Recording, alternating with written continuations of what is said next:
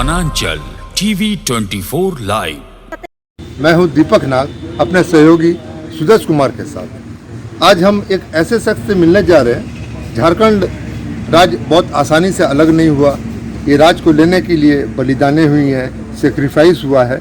तो ऐसे एक शख्स हमारे सामने मौजूद है जो बिहार से झारखंड अलग राज्य करने के लिए जिन लोगों ने अपने बहुत सारी बलिदानें दी है, जीवन को एक तरह से लोग निछावर कर दिया। ललित महतो जी हैं, जिन्हें ये अफसोस है शायद कि झारखंड अलग तो हो गया, लेकिन इसे चलाने वाले लोग झारखंड जिस उद्देश्य से अलग हुआ था, अलग राज्य बना था, उससे भटक चुका है।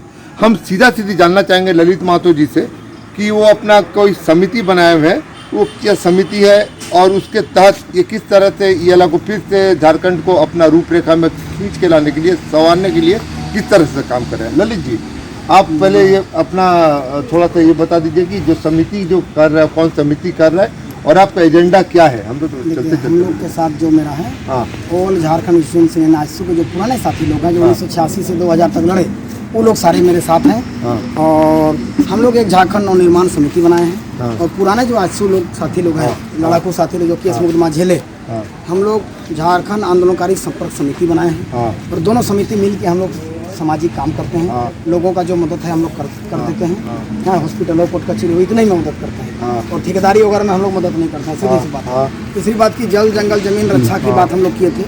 तो जल जंगल जमीन रक्षा की जब बात किए थे, तो इस 2024 के चुनाव में हम ये कहना चाहेंगे कि जाति पाति धर्म से ऊपर उठकर, पार्टी से ऊपर उठकर माटी की रक्षा की जो बात करें, ऐसे दलों को समर्थन करें, ऐसे प्रत्याशी को समर्थन करें। और जो प्रत्याशी कोई अगर किसी भी विधानसभा में, 81 में से किसी भी विधानसभा में अगर झारखंड आंदोलनकारी या झारखंड आंदोलनकारी का परिवार का सदस्य हो, तो हम लोग पहला समर्थन उसको करेंगे। तो इसमें आप लोग लिस्टिंग भी कर लिए, हाँ, किसी भी पार्टी से खड़ा हुआ। हाँ, खड़ा, लेकिन जो हमारी मानसिकता का होगा, जो झारखंड की माटी की रक्षा की बात करता होगा, ऐसे लोगों का हम लोग समर्थन करेंगे। और एक बात मैं कहना चाहता हूँ कि इसमें आप लोग जो बनाए हैं कीजिएगा, उसके साथ उसको भी तो याद दिलाइएगा ना कि भाई हमारा तो उद्देश्य ये था। हाँ। आपको इस पर ही काम करना है। हाँ, हमारा यहाँ का जो स्थानीय नीति नियोजन नीति होगा, वो भाषा संस्कृति और खतियान झारखंडी को पहचानू आधार पर होना चाहिए। हाँ। औद्योगिक नीति जो होगा उसमें जमीनदाता भी मालिकाना हक रखे फैक्ट्री में, ये होना चाहिए था। इसके बाद शिक्षा नीति त्रिभाषा फॉर्मूला के आधार पर होना चाहिए। जो मातृभाषा हो, मुंडा और खड़िया संथाल, पचपन नागपुरिया खोटा खुरमाली, ये 9 भाषा में एक भाषा की पढ़ाई जो मातृभाषा है, राष्ट्रीय भाषा हिंदी, अंतर्राष्ट्रीय भाषा अंग्रेजी, ये तीनों भाषा त्रिभाषा फॉर्मूला में पढ़ाई होनी चाहिए, ये हम लोग बोले थे। दूसरी बात, हम लोग हस्तकला, जाति अभी जनगणना हो रहा है, तो जाति आधारित जो हमारा हस्तकला है वो उसको लघु उद्योग को दर्जा दो और उसमें रोजगार बढ़ाओ। तीसरी बात कि हस्तकला और हमारे जो हमारा खानदानी और जो जाति आधार पर जो मेरा काम है, माना पूर्वजों से चलता आ रहा है, उसके आधार पर हमको आरक्षण चाहिए। जैसे लोहार को, कुम्हार को, इस सबको भी इंजीनियरिंग कॉलेज में आरक्षण चाहिए।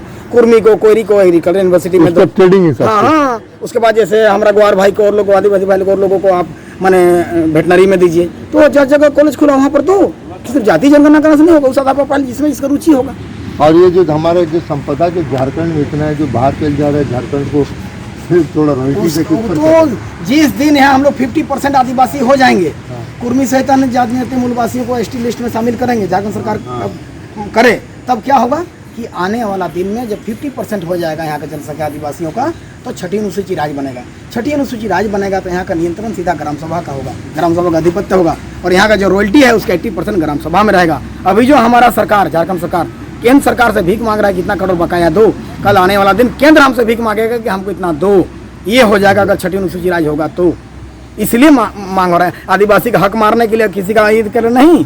अगर कुर्मी सहित अन्य मूलवासी जो एसटी में थे, जो सीएनटी एक्ट में हैं, जिसको 31 के बाद हटा दिया गया, वो लोग पुनः अगर आदिवासी बन जाते हैं तो छठी अनुसूची राज्य घोषित होगा। तब क्या होगा, यहाँ का सारा चीज में अधिकार हम लोग का होगा। जल जंगल जमीन खनिज संपदा सब पर हमारा अधिकार होगा। हाँ, कैसा अधिकार होगा? उचित अधिकार होगा।